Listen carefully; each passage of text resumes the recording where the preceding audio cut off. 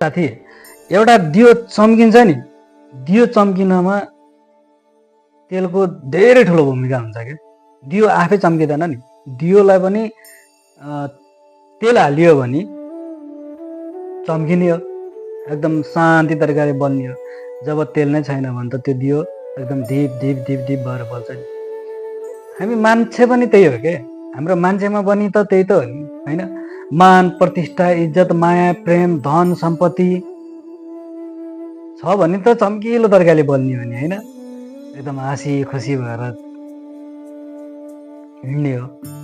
जब यी कुराहरू पछि पछि पर्छन्, होइन, यी कुराहरूले चाहिँ छोड्दै जान्छन्, तब मान्छेलाई दुःख पीडा निराश ढिपढिप गरेर बलेको दियो जस्तो हो। तर यही हो के मान्छेको जिन्दगी, होइन? यी धन सम्पत्ति मान प्रतिष्ठा इज्जत प्रेमले कहिले छोड्दै छोड्दै जान्छ, होइन?